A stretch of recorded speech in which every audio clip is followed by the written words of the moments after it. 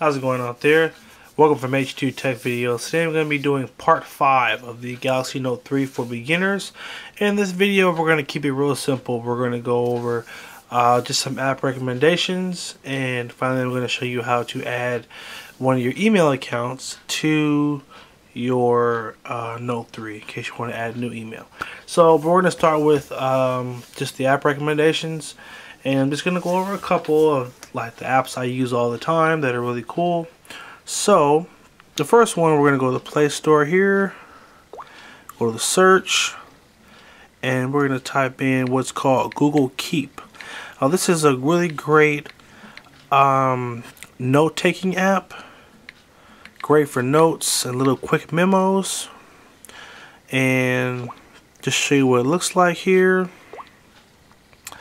This is kind of what the app looks like. You can make these different memos, from regular notes to to-do lists, to you can record a voice memo or even take a picture and put it right in the note. And you can even color code the different notes as well. And this also syncs right up to your computer as well. So you could go around your computer and go to google.com/keep, or it's keep.google.com. It's one of those two, and you can look at your notes right on the computer. So the cool thing is you can interact quickly with your notes back and forth. You can even go on the computer and make a note, and then it'll just sync right to your phone. So this is one of my favorite apps, and I always have this on my phone. So this is just one of the great apps that I love. The next one is going to be an app called mint.com. And again, I've been using this app for probably over 3 years. Even when I have my iPhone, I used to use this app. So this is a great app that will help you keep track of all your bank accounts, as well as your credit card accounts. It'll show you how much money you have brought in for the month and how much money you have spent. It also gives you bill reminders of when your bills are due, and little advice about like your credit score and different ways to like save money when you check it. This will show you kind of where all your money is being spent, if it's more on food, groceries, gas. It kind of breaks it down to a little chart. It'll let you set budgets for certain things and tell you how much money you have left to spend on those certain things. So that's really cool. It'll also show you if you've overspent. So maybe you overspent on food. You know, all the different categories right there. We'll set a budget. So this is just really cool. It really lets you budget your money out. And this is the view that lets you see all your accounts. And you can see, like, you know, all your checking accounts, and then your different credit cards and what your balances are. You can even tap each one to like see your transactions that you've made with each card. So really cool feature there. It'll even show you how much money you've made in that month, and again it'll show you the months that maybe you've been in the negative. So really awesome app. I always install this app, and it's such a useful app to just keep track of your accounts. It's a quick story as well. Someone had actually even gotten one of my cards, and it was an identity theft type situation, and I only caught it because of me checking my accounts every morning to see where I stand. So another good reason here is you can constantly take a look at your accounts and make sure that all the numbers are lining up. So that's another one of our our app recommendations for the Note 3. The next one is going to be an app called Firefox, and I basically use Firefox instead of using the stock web browser. I like to use Firefox. It's a really clean interface in terms of searching the internet, and it will allow you to just, you know, surf really easy. There's a lot of, you know, cool things that you can have multiple pages open. You can have your bookmarks set as well.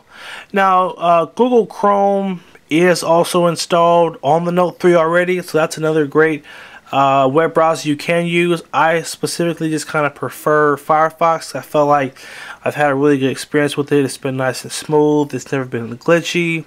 So, you know, in my opinion, I like Firefox over the browser that comes on here, as well as, you know, Chrome is good, but I usually use this over Chrome. So there's that. Next app is an app I like to call AnyDo. Now this is an app I used to use all the time, and it's a to-do list app, and I don't really use it for the to-do features anymore. I use it for some of the other cool features it has. Let's see if it, okay, so this is the feature I use this app for specifically. I don't use it for this, which is keeping track of your lists, or making lists or whatever. I use it specifically for this one feature, which is when somebody calls you, let's say you ignore the call, okay? Right after you ignore the call, an option comes up, and this isn't the exact look, but it's very similar to what it looks like. An option pops up at the bottom of your screen, and it'll say, do you want to call them back right now, 15 minutes, an hour, or not at all? And so it's a really cool app as well, because if you miss a call as well, this will also pop up, and it kind of like is a good indicator to let you know that someone has called you and maybe you missed it. So you can actually call them right back, or you can set a specific amount of time. You can say, no, I want to call them in an hour. You have an option to set it to remind you in an hour to call that person back. So that's why I use this app specifically, because it really does make it convenient when someone calls. I can quickly either ignore it and just be done with it, or I'm like, oh no, I really need to call this person back. This app will let you kind of set it up so that you can be reminded to make sure you call that person back. So that's why I use this app. Some may say it's not really useful, but I think it's really useful, and I definitely use it a lot.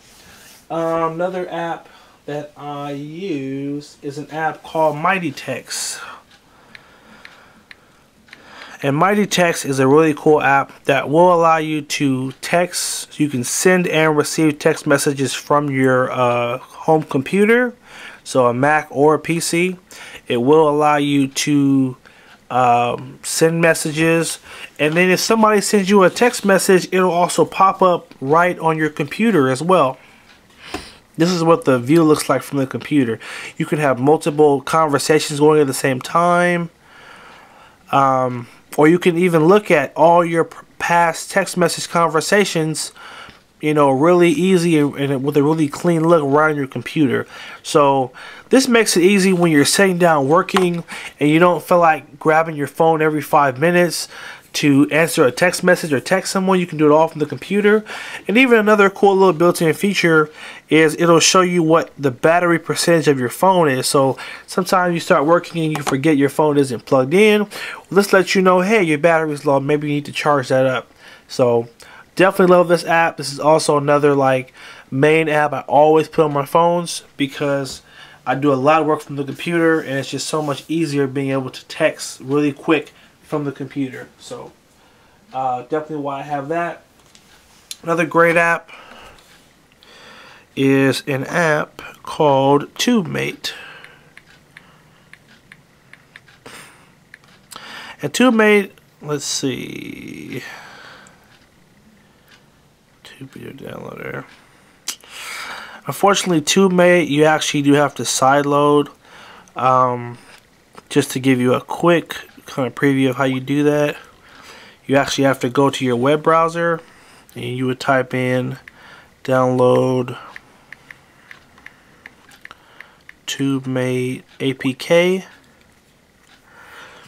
and then you tap the first one that comes up, and then I usually download it from HandGo, so tap download HandGo, and then you can just tap download like that, and it will start downloading. Let me tap it so you can see what happens.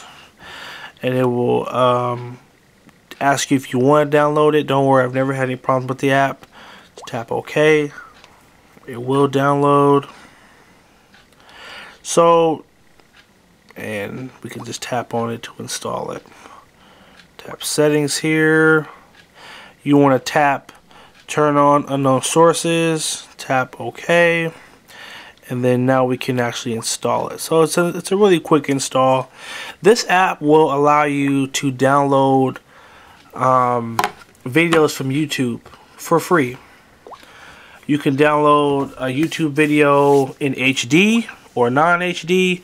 You can also download music. And so basically you could find a music video, and when you download it, you can pick an option that says download as an MP3, and so that way it'll quickly convert that video into just an audio format.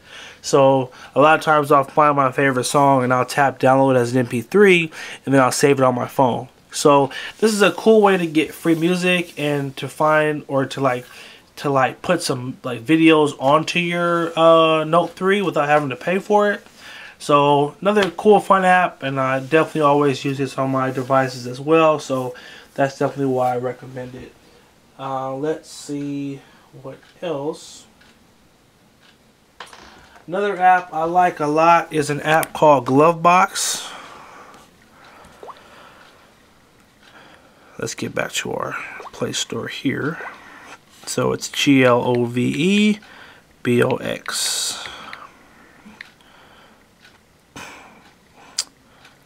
And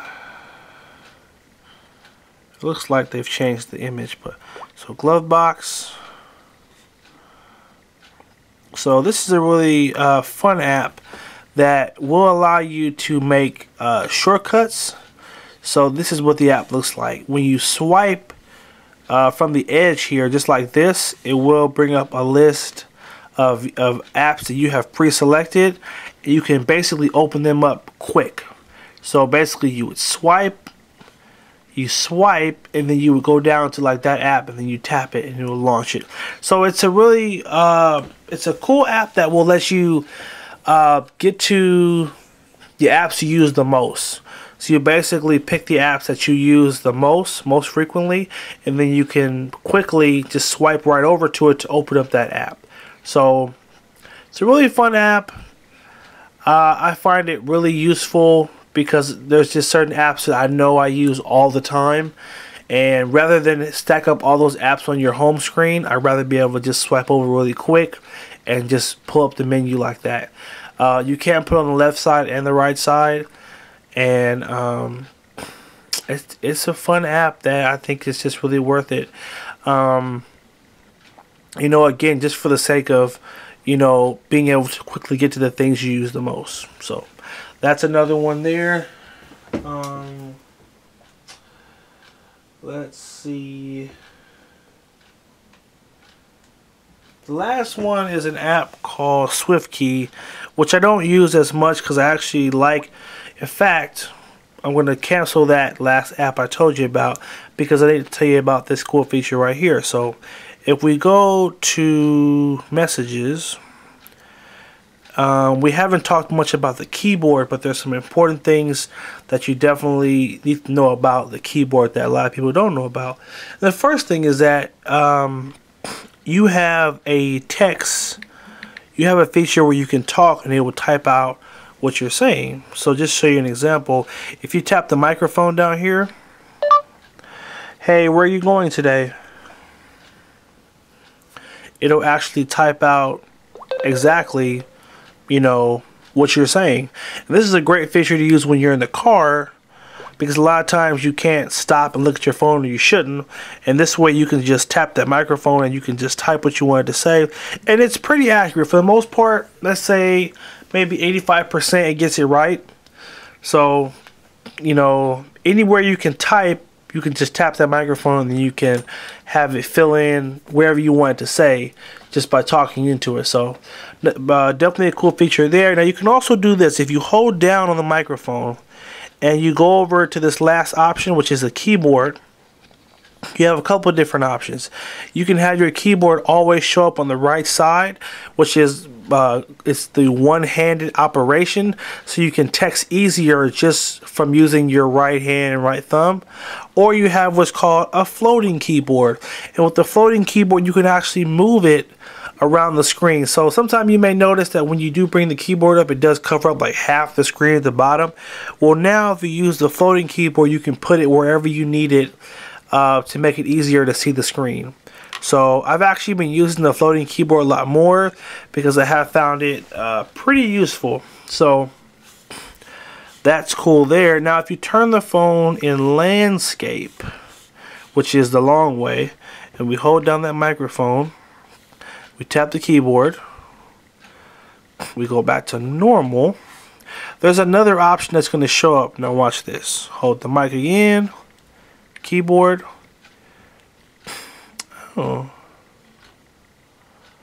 Oh, if it go like this.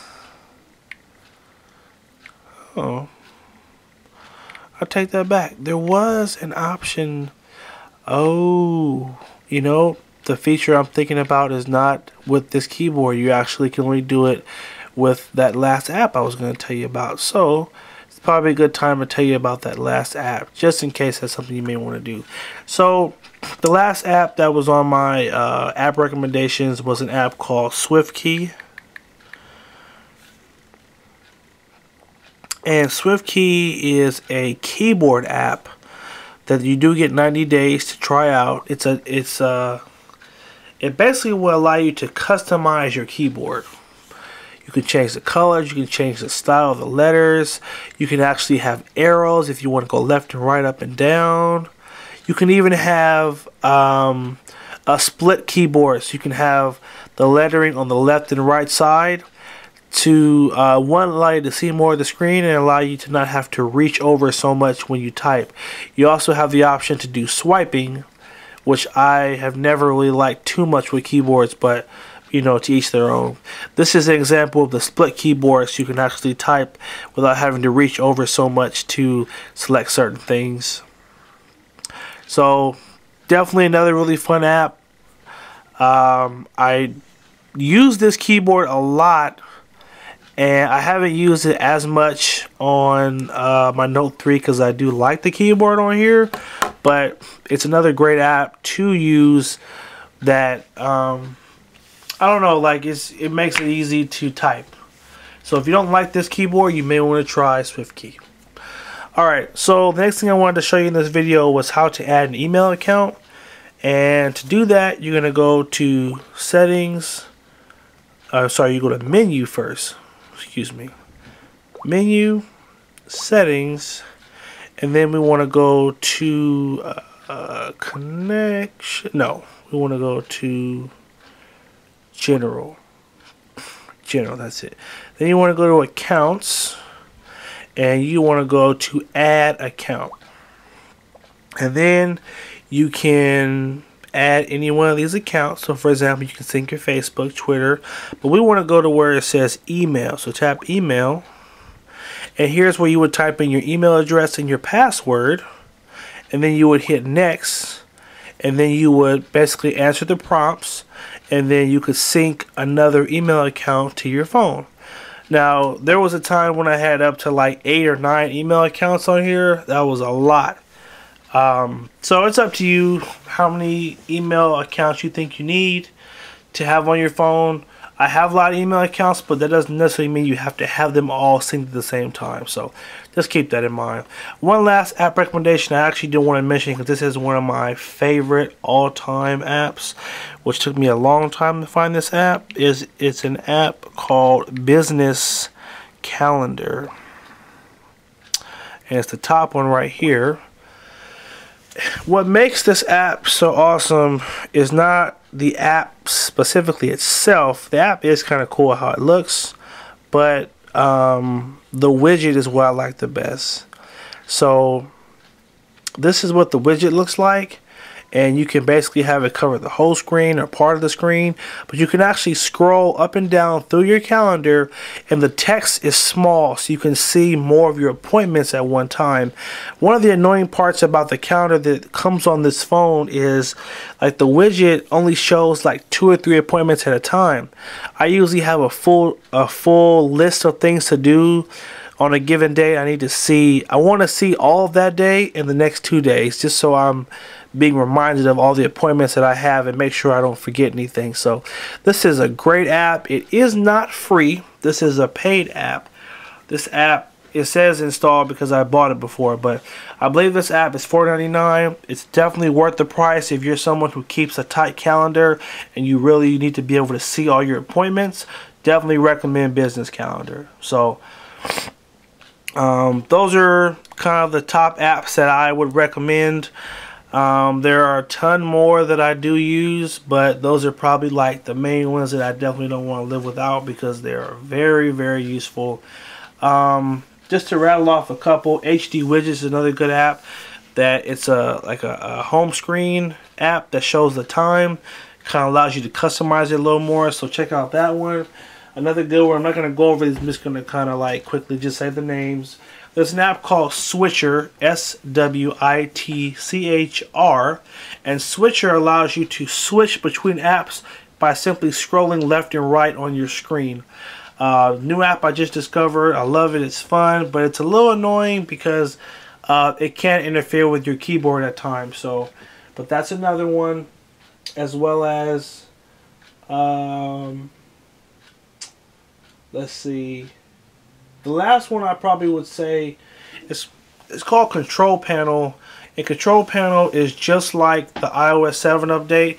You can actually swipe up from the top of the screen, and by doing that, you can get to shortcuts to turn off your Wi-Fi, Bluetooth, your brightness, your volume, things like that. So it really mimics how iOS 7 works on an iPad or an iPhone. I used it for about a month and I got bored with it, so I turned it off. But you guys may want to check it out. You may like it.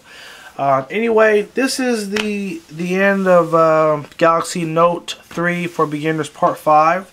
I'm not sure if there's going to be a part 6. Go ahead and shoot me any other questions or things you still want to learn about it. If there's enough stuff, I will make a part 6, but I feel like this is probably enough. You guys are probably really sick of my voice by now, so if you are, sorry about that. But I appreciate you watching, and I hope that this series has helped you learn more about your Note 3 to feel more comfortable and have more fun with it and really take advantage of all the great features it has. Alright, make sure you like, favorite, and share the video. Subscribe to H2TechVideos. Like us on Facebook, facebook.com/H2TechVideos, and take care.